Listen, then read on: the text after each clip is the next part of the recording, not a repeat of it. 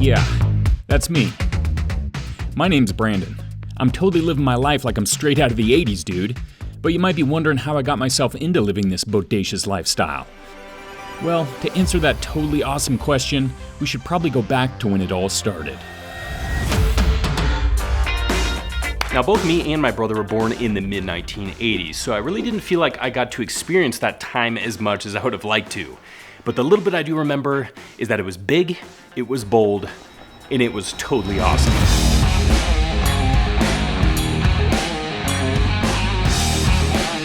A lot of memorable events can happen over a decade, and of course the 80s were no different. Ronald Reagan becoming president, the rise and fall of the stock market, and all-time classic movies and music being released. Even to this day, there seems to be something about the 1980s that draws people in. I mean, it was around 40 years ago now, but a lot of the same stuff from that time period is still around and going strong. But you have to think, is it just nostalgia that's pulling us in to thinking that's the best decade in history, or is it truly as awesome as we remember? That's why in this video, I want to see what it's like to live like a 1980s man for a full week. Now, I'm not going to be concentrating on politics or the economy, but what I do want to focus on is the lifestyle. The hair, the clothing, the pop culture, the fitness, the nutrition, and what they did in their pastime. Just think of it as me trying to relive my childhood in a way, which I guess is probably what a lot of people are doing. So it's time to see if I can truly implement the 1980s lifestyle into the modern day. And of course, to begin this journey, I need to start to look like a man from the 1980s. So to start out, let's do something about this facial hair. Each decade can have influences from the past, and in the 80s you saw that clearly with a variety of different facial hairstyles. Full beards weren't quite as popular as they were back in the 70s, but mustaches seemed to be in, thanks to the help of Tom Selleck and Magnum P.I. and Freddie Mercury from the band Queen. The stubble look also gained popularity thanks to Don Johnson in Miami Vice, but the clean-shaven yuppie look was all the rage. As you can tell, my mustache isn't quite thick enough to pull off the Tom Selleck look, so I'm going to be going with the clean-shaven yuppie look. And the popularity of that is probably due to some of the great marketing by companies like Gillette, Schick, and Braun.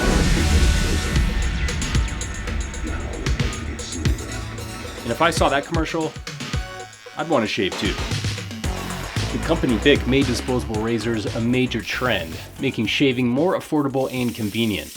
And they even give them away free when you ordered a McDonald's meal. Yeah, that was an actual thing. And I always remember my dad using Bic growing up, so that's what I'm using. And one thing I always remember is this is inevitable. I don't think I would say disposable razors would be my first choice. There we go, all clean shaven.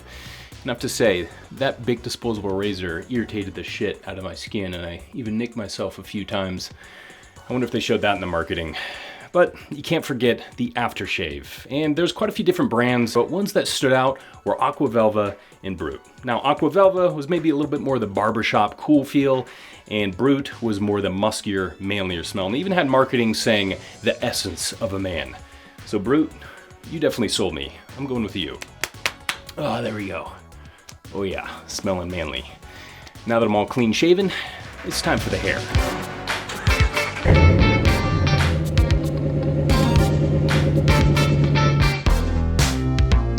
There are many different hairstyles in the 80s, drawing inspiration from several past decades, blending retro influences with its own over-the-top style, ranging from big voluptuous rocker hair, the feathered look, mullets, jerry curl, the greaser, and of course, flat tops came back. And since I'm fresh off my recent I Lived as a 50s Man, I'm gonna stick with the flat top, but with one big difference.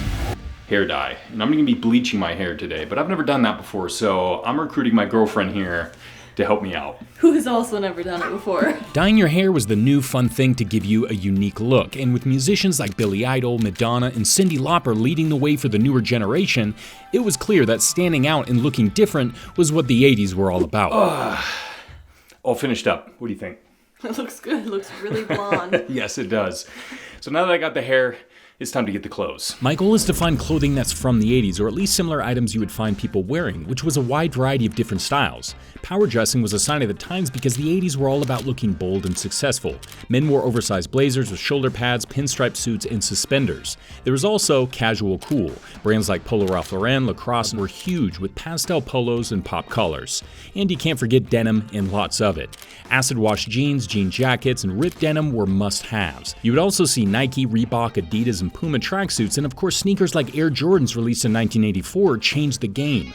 Then there was the rock and metal influence. Bandanas, leather jackets, ripped jeans, and studded accessories were essential to help emulate your favorite band. So I just got back from the thrift stores, and I have to say I found a lot of good stuff. And I tried to stick with the same brands you would find in the 80s, like Levi, Wrangler, Nike, and Reebok, and I even found an old members-only jacket. But now it's time to try all these clothes on, and what better way to do it than a classic 1980s montage.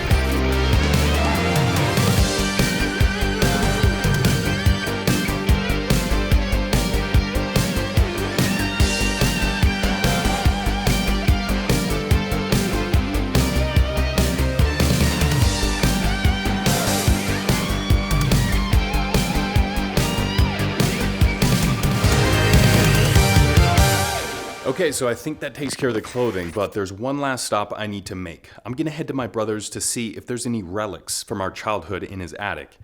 And if you've seen Goonies, well, there's bound to be something up there. I don't know what you're gonna find up there, but good luck.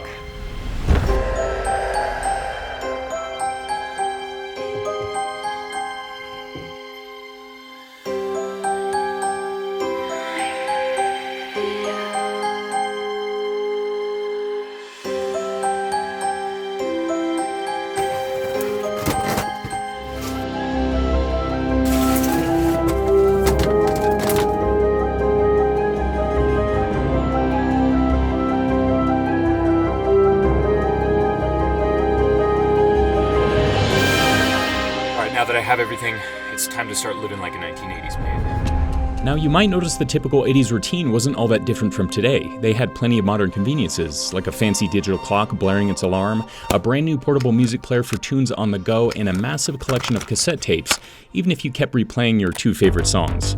Breakfast was easy enough. Pour a bowl of a popular sugar-loaded cereal designed to fight off the dreaded soggies, and, of course, nothing wrapped up the day better than firing up your favorite video game on the latest state-of-the-art entertainment system. The 1980s saw a growing fascination in media, and with cable TV becoming a major center point in the American family, advertisements and marketing skyrocketed, selling everything from home computers like the Commodore 64, gaming systems like the NES, cars, beer, fashion, cigarettes, and movies.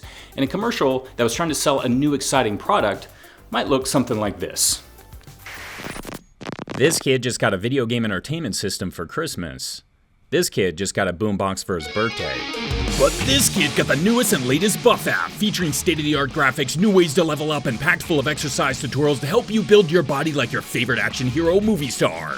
Including interactive graphs and detailed breakdowns for each workout, there's so many features we can't even mention them all. You'll feel like you're actually inside a real-life video game, but you're the main character. The Buff app might look like something coming straight from the future, but it's available now on Google Play and the Apple App Store. What are you waiting for? Download it now. Okay, so they didn't have smartphones back then, but the first commercially available mobile phone was released in 1983, the Motorola Dynatac 8000X, nicknamed the Brick, mainly because how it looked and it weighed over 2 pounds.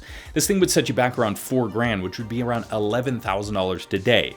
So as you can tell, technology was becoming a big business. In fact, it was growing at such a rapid pace, there was movies like War Games that was expressing concern about how it was going to affect the world, which is interesting because we see the same thing today with the advent of AI. And although the World Wide Web didn't exist until 1991, there was an early form of the internet used by government agencies, universities, and tech enthusiasts, but they communicated mainly through bulletin board systems, early email, and text-based networks. Now, I tried to look into getting some of this old technology from back then to use it in this video, but like most things, you can slap vintage or retro onto it and charge an arm and a leg, so I don't have that available. And of course, I can't use modern technology like this or like this, but I can do something else that was becoming extremely popular in the 80s.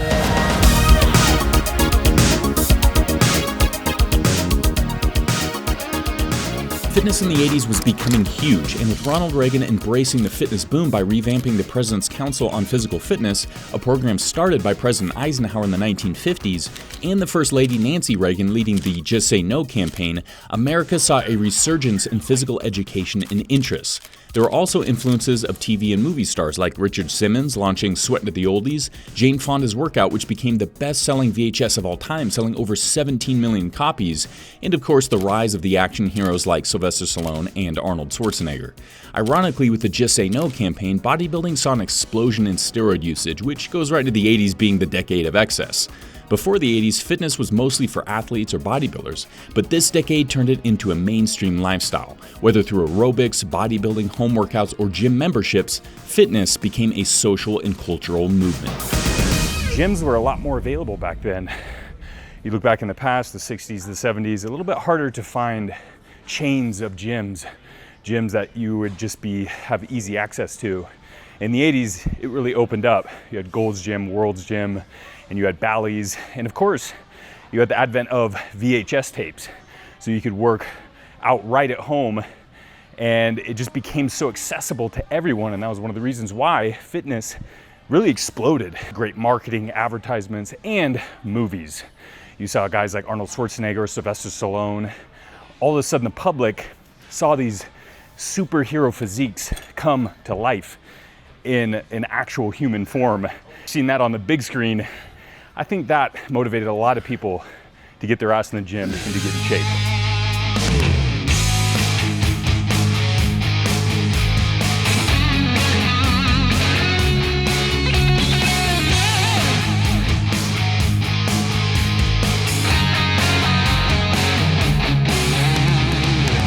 How's my hair? Looking good?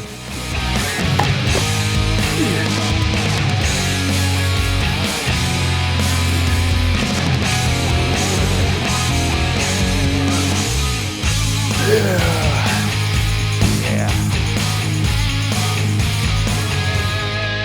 So that was very reminiscent of an 80s workout. I gotta say, it was all about the pump. And I can tell I'm feeling very pumped from that workout. But now that I pumped these muscles up, it's time to get some nutrition. The 1980s were a fascinating time for nutrition and food culture, shaped by changing lifestyles, emerging health trends, and of course, a booming processed food industry. One of the biggest shifts in the decade was the rise of low-fat and diet foods. The fear of dietary fat, largely driven by government guidelines and media influence, led to an explosion of fat-free and reduced-fat products. From fat-free yogurt to leaner versions of popular snacks, people were consuming more health-conscious options. At the same time, fast food and convenience meals were thriving. Microwavable dinners, instant meals, and processed snacks became household staples as busy families embraced the convenience of quick prep meals. Fitness culture also had a major impact on food trends. With the rise of aerobics, bodybuilding, and gym culture, high-protein diets gained traction. Protein shakes, energy bars, and supplements became increasingly popular. Yet despite the push of healthier eating, processed and sugary foods dominated supermarket shelves. Breakfast cereals were loaded with sugar, brightly colored, and marketed to kids with fun mascots. Soda consumption was at an all-time high, and the introduction of diet sodas like Diet Coke in 1982 gave consumers a guilt-free alternative. As you can tell, nutrition in the 80s was a mixture of extremes. Booming health trends battling against a tidal wave of processed and fast food. The 1980s were undeniably a unique time in food history. One of the most notable fast food chains was, of course, McDonald's, introducing the Happy Meal in 1979. But in the 80s, they started to introduce toys from major franchises like Star Wars, Transformers, and Disney, which was a genius move on their part. I remember growing up, I could not wait to go to McDonald's to see what they had in their Happy Meals. At that time, it was Ninja Turtles. Sometimes they would give VHSs out. I mean, it was a whole experience. The whole family went there, but there's usually one more stop you would make before heading home.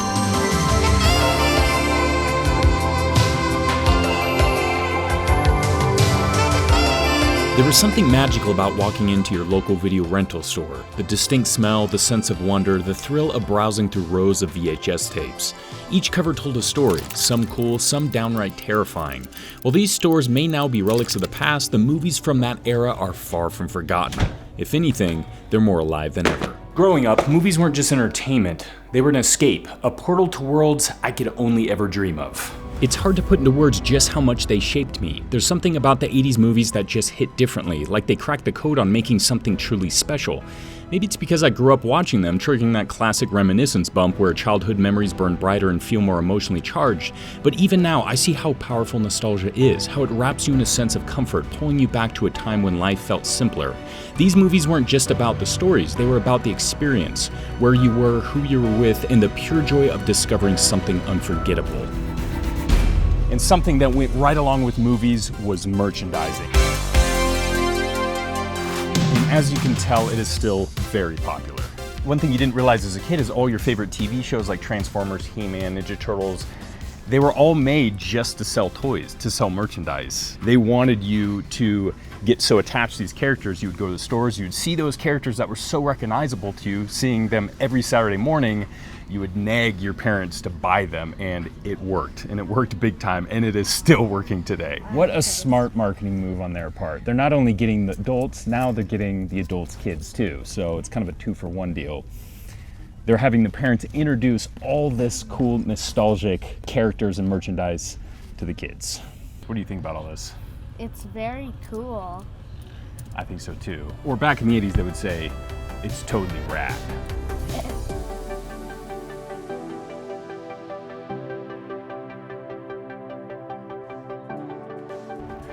So we made it to the weekend, and that would usually mean you and your friends would pile in your mom's station wagon and head to the mall. Is it just me staring in the mirror? It was more than just a place to shop, it was the social epicenter of the decade. Whether you're hitting up the Gap for the latest styles, flipping through records at Sam Goody, or grabbing a slice of greasy but glorious Sbarro pizza, malls had it all.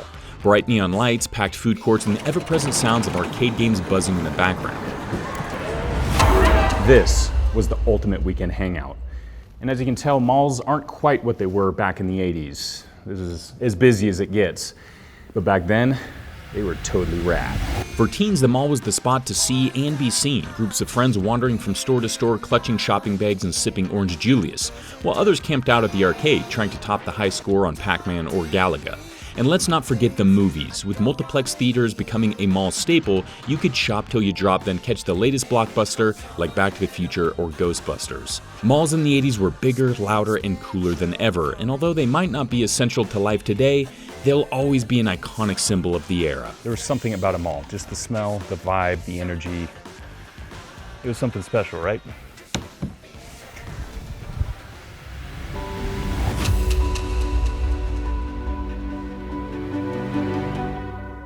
My journey of living my life as a 1980s man is complete, and I realize that this video turned into a little bit of a love letter to the 1980s, and I think that's partly because of my perspective. I was a kid. I didn't have any stress or responsibility. My head was just full of wonder, imagination, and everything felt so magical. And I realized if you were an adult, you did have the stress, you did have responsibility, and you had to deal with the political unease or the economic uncertainty or social change that was happening. But you know what, that happens in every era. So I think the real lesson for me is just no matter what time period you're in, make the most out of it. So I hope you enjoyed this video. I had a lot of fun making it, and I would love to hear some of your stories that you have from the 1980s. And if you have any recommendations for the next decade, we can do. And I do just want to say that I do handle all of this. We don't have a crew. I handle the camera, the lights, the writing, and the editing. So these videos do take a little bit extra work. I try to do as much research as I possibly can, just to obviously throw in some fun facts in there for people that are maybe not so familiar with that decade. But if you do really enjoy this content, you can support us by checking out our Buff app on Google Play or the Apple App Store. So yeah, I gotta wrap this up as a 1980s man. This whole experience has been totally rad, dude. Stay buff.